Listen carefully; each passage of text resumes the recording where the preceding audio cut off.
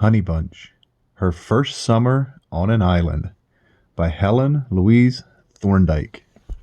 Chapter 1. Geography. Gracious, said Fanny Graham, staring at Honey Bunch. Gracious, how do you travel around? First you went to Bermuda, and then you went out west, and now you're going to an island? Honey Bunch Morton felt that perhaps Fanny didn't altogether approve of a girl who did so much traveling. There are islands in geography, she apologized. Anna Martin held up the cookie she was eating. An island is like that hole, she declared, sticking a fat little finger through the center of the brown cookie. How can a hole be like an island? Argued Fanny. Honey Bunch was puzzled, too, but Anna had drawn the best paper dolls the other girls had ever seen, and she could read, and dear me, she really knew a great deal. It would not be at all strange if she knew an island when she saw one, and if she said an island was a hole, Honey Bunch was ready to believe it. Mary Graham, who was Fanny's sister, bit into a cookie with great care. How much geography do you know, Honey Bunch? She demanded. The blue-eyed Honey Bunch looked anxious. I think I know some, she replied. I didn't know an island was a hole, but I know some of the places in the geography book. The United States is pink. I know that. Anna Martin had been nibbling her cookie without taking it from her finger, and now it crumbled. I ate the hole, she announced calmly. Why isn't hole an island? Persisted Fanny, who didn't believe it was any such thing. I never said a hole was an island, declared Anna, brushing the crumbs from her lap to the porch stairs. I said an island is like the hole in a cookie, and it is. An island is, Anna turned red, for she couldn't remember what an island was called in her cousin's geography. Cora Williams, who had been as still as a little mouse, had a cousin in public school, and she had heard him studying his lessons aloud. An island is a body of land surrounded by water, said Cora promptly. Of course it is, Anna agreed. That's what I mean. The hole is surrounded by cookie. My goodness, I think that's awfully plain. The other little girls stared at her, but no one liked to suggest that hole and cookie and island and body of waters were hopelessly mixed in their minds. Instead, Mary Graham thought it might be wiser to talk of something else. Where are you going, Honey Bunch? She asked eagerly. Honey Bunch knew that. She was sure she knew, because she had heard Mother tell Mrs. Miller only that morning. We're going off the New England coast, said Honey Bunch placidly. Fanny was ready with her question then. How far is it off? She demanded. Honey Bunch was puzzled. She felt herself an experienced traveler, and all her friends thought so too. Why, only that day, Norman Clark, who lived on the next street whose yard backed right into the Mortons' backyard, had come over to ask her what she thought he ought to take with him if he should happen to go to Africa to take moving pictures. Norman didn't expect to go to Africa right away. He was careful to explain, but he thought it would be nice to know all about how to pack his trunk in case someone invited him to go. But Honey Bunch had no way of knowing how far off might be. She had to tell Fanny so, and that wise little chum didn't seem surprised. I don't suppose you do know, she said kindly. That's because you always go to a new place, Honey Bunch. Now we go to the same seashore place every summer, and I know just where it is, and who keeps the store, and where the new wharf is going to be built. Well, how do you get to an island? Asked Cora Williams. In a boat, Honey Bunch explained. First we go in the car, and then we take a boat. The name of the island is Cedar Point Island. The 5 little girls were on the porch of the Morton house, and Honey Bunch's mother had brought out a plate of cookies for them. It was a lovely afternoon, and the big black cat asleep on the porch railing did not seem to mind how much laughing and talking went on in the large swing, a swing large enough to hold 5 girls if they were not very fat or very tall. Is Lady Clare going off the coast of New England with you? Asked Cora curiously. My, no, Honey Bunch answered. Lady Clare has to stay with Mrs. Miller. A cat is a homebody, and does not thank you if you take her barking. 4 pairs of eyes stared respectfully at Lady Clare. As though she knew she was the center of attention, the cat opened her sleepy green eyes and blinked at her audience drowsily. I don't believe cats like to bark either, declared Fanny Graham. They can't bark, Honey Bunch, who knew all about cats. She knew much more about cats than she did about islands, declared hastily. You said you couldn't take her barking, Cora reminded her. I meant larking, said Honey Bunch hastily. Mrs. Miller said larking. I think words that sound so much alike trip a body up, don't you? Honey Bunch was very fond of good Mrs. Miller, who had came often to the house to wash and iron and clean, and she always tried to remember what Mrs. Miller said. Sometimes Honeybunch sounded more like Mrs. Miller than like Honeybunch Morton. Lady Clare stretched herself and yawned. Perhaps just the word barking made her uneasy. Anyway, down she jumped and strolled away without as much as a farewell glance for the guests she was leaving. Fanny Graham began to make the swing move gently. "This is the way it feels on a boat, isn't it, Honeybunch?" she suggested. "A little," admitted Honeybunch, "but sometimes it tips more, and sometimes it doesn't seem to move at all. Ferry boats hardly move at all." Honeybunch meant that the big, wide ferry boats hardly seemed to move. She had seen ferry boats and ridden on them when she was visiting her cousin in New York, and of course she knew that they really do move across the river. "I never heard of Cedar Point Island," declared Cora Williams. "How big an island is it?" Honeybunch was used to being asked questions, but she once told her mother that her favorite questions were those she could answer. She didn't know how large an island Cedar Point Island was, because she had never been there. "I think it is pink, like the United States," said Honeybunch cautiously. "Let's go in and look in the geography book, and I'll show it to you." She led the way into the house, and to the shelf which held her own very books. Honeybunch had little thin books and wide fat books, and some with pictures and some with none. But the geography book had the reddest of red covers, and you could pick it out from among the others without having to stop and read the title. Honeybunch thought that there was only one place to look at the geography book. That was on the floor. As she often explained, there was more room on the floor than anywhere else, and your elbows and the elbows of all your friends, as well as all the pages of the book, had plenty of space. Besides, there was room for your feet, and you couldn't slide off the chair if you got too interested in your reading, because there was no chair to slide from. Oh, the floor was much better to hold the red geography book than any other place yet invented. "You'd better find New England first," said Fanny Graham, as soon as they were all settled on the floor and the geography book spread out before Honeybunch. Honeybunch looked faintly puzzled. "Is it separate?" she asked worriedly. "I mean, does it say New England the way the United States maps does?" Honeybunch didn't trust her reading. She knew the map of the United States because it was bright pink, but she was sure in her heart that if she saw the map of New England, she would never know it. "It's a part of the United States," said Cora Williams, who was proud of her reading. She could read aloud to her grandma if the words were not too long. "Here it is," Mary Graham announced, turning over the pages of the book and stopping at a green map. "This is New England. This is Massachusetts. Off the coast is in the water," said Anna Martin excitedly, almost falling over Cora in eagerness to see the map. "Here's the water," Honeybunch pointed out, glad that she knew the ocean when she saw it. "Yes, that's off the coast," agreed Mary Graham. "But where is Cedar Point Island?" Honeybunch studied the map earnestly. "Dots are islands," she declared. "Do you see any dots?" "Yes, you better put it on the table," Cora advised. "Look out, Ida. You'll break the cups." Honeybunch got to her feet and took one end of the tray. "You only dropped a little piece of one custard, Ida," she assured with her chum. "I'll get Lady Clare. That can be her cup custard. Here, I'll help you put the tray on the table. I think your mother was lovely to make us something to eat." It was as Honeybunch had said. Ida had spilled only a little from one of the custard cups. Of course it doesn't take much custard to make a blot on a map, and very little custard indeed to surprise the people who are looking at the map. But Honeybunch called, "Here, kitty, kitty," and Lady Clare heard her and came running up the porch steps and kindly lapped up the spilled custard with a handy little pink tongue. It was, as Honeybunch said, just enough cup custard for a cat.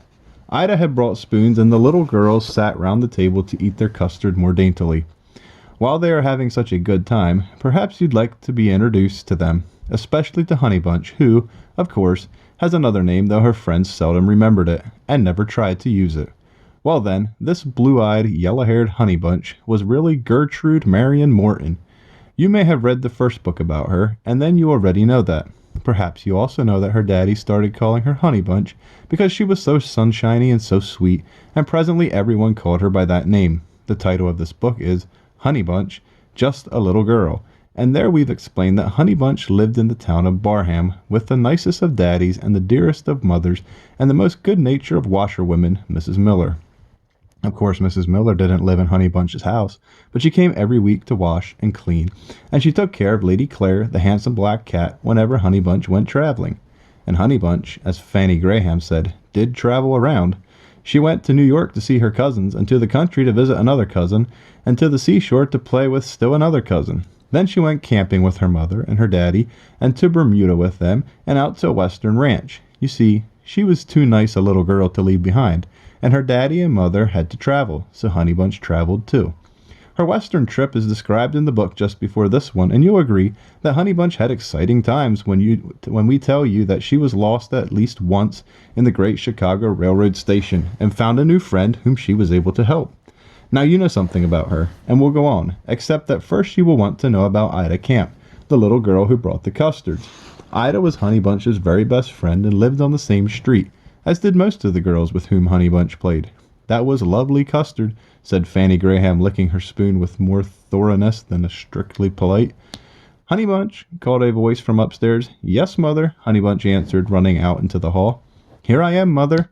Time to try on your dress, dear, said Mrs. Morton. We have to go anyway, Cora Williams declared. My mother wants me to go to the store before supper. I have to take back the cups, said Ida Camp. What were you hunting for in the geography book when I came in?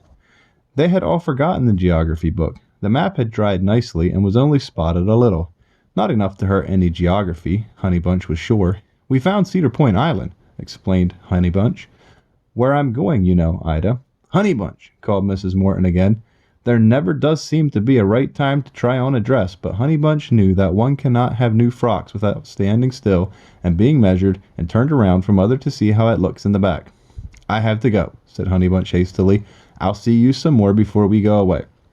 She sped upstairs and the other girls hurried down the front steps, all of them remembering things to do, it is likely.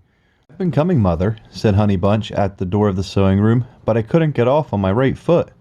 Mrs. Morton laughed. She was seated at the sewing machine. Mrs. Miller thinks it's very important to get off on the right foot, but I don't think little girls need bother their heads about such things, she said. Isn't this a pretty frock, Honeybunch? It was a pretty frock, as blue as the eyes of the little girl who was to wear it, and sprinkled over with tiny pink flowers. Honeybunch felt that she could try on a dress like that and not feel impatient if she had to stand still as long as several minutes.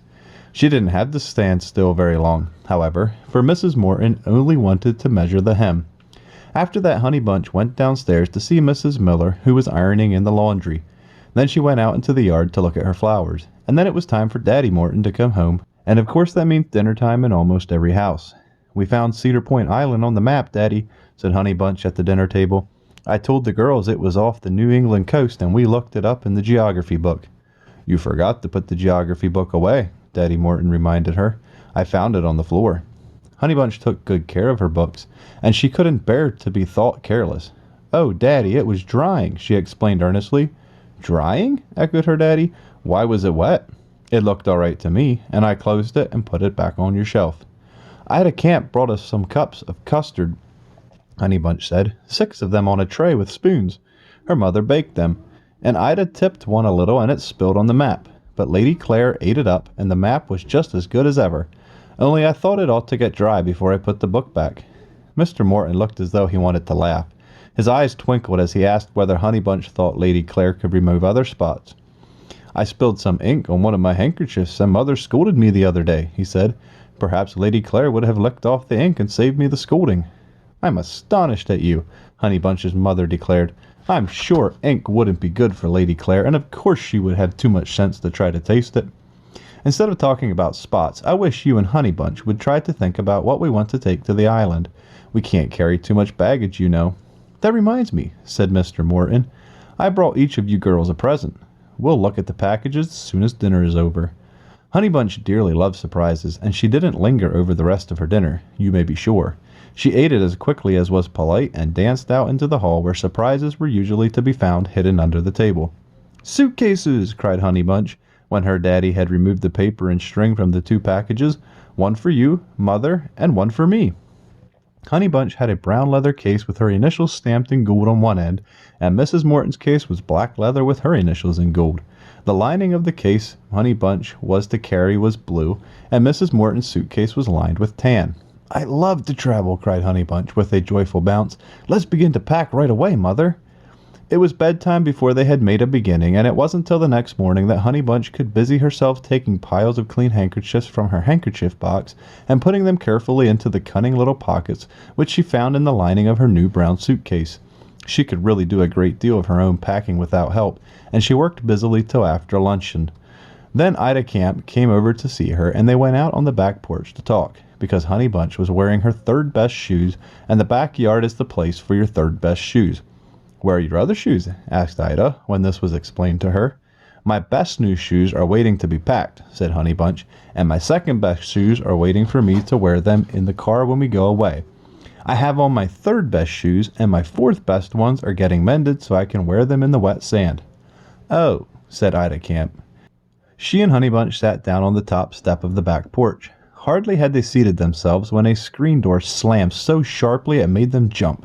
"Whose door was that?" asked Ida, looking at all the back doors she could see. "If the fence shakes, it was Norman Clark's back porch," said Honey Bunch. The fence between the Morton yard and the yard which joined it at the foot of the lot began to sway alarmingly. "I thought it sounded like Norman Clark's screen door," remarked Honey Bunch, watching with interest a tan shoe that was waving wildly above the fence line. The owner of the tan shoe presently came into view, and a small boy settled himself comfortably on the top railing. "Hello," called Norman Clark, grinning. "I heard you're going off the coast of New England, Honey Bunch." "Yes," and Honey Bunch nodded. "Yes, we are, Norman." "Are you going in a boat?" asked Norman. "Why did your father leave the car at the garage on the next street if you're going in a boat? Are you going to stay all summer? Is Lady Care going with you? Will there be any children to play with on the island? Do they have a fire department up there? When did you say you were going? How long does it take to get there?" Honey Bunch never even blinked. She was used to Norman Clark, for she had known him a long time. He could ask more questions than any boy in Barham, so people said. And Mrs. Miller always added that for her part she thought a boy who lived on a back fence must be queer. Only, as Honey Bunch pointed out to her, Norman didn't really live on the back fence. He lived in a house with his father and mother.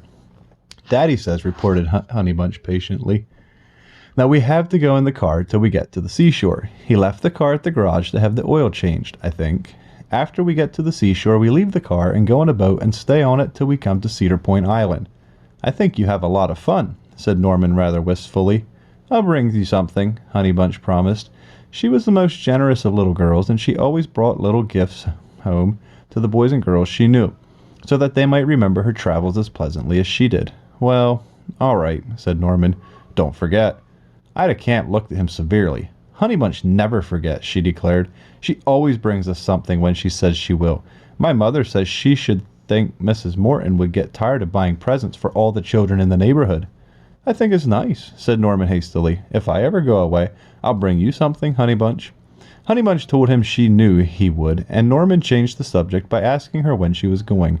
Honey Bunch held up 4 slim little fingers. "Today," she counted, folding down one finger. "Tomorrow," another finger was folded down. "The next day." "It's the day that comes after tomorrow, Norman." "Listen to that dog bark," said Ida suddenly. "It sounds like the police dog on the next block. If I ever met that police dog out without his master, I'd run." "I wouldn't," Norman boasted. "I'd walk right up to him and pat him." "Oh, he's the biggest dog I ever saw, Norman," protested Honey Bunch. "I wouldn't dare pat him." "Let's go and see what he is barking at," Norman suggested. "Maybe it isn't the police dog." But it was, and as soon as Honey Bunch saw him, she saw something else, and she darted down the steps of the front porch, forgetting to be afraid of the huge dog. "He's chasing Lady Claire!" cried Honey Bunch in great distress. Ida Camp began to cry. "He'll bite Honey Bunch," she sobbed. "Norman, the police dog will bite Honey Bunch." Thank you for listening. Please like and subscribe and click the notification bell to hear more stories like this one. Thank you.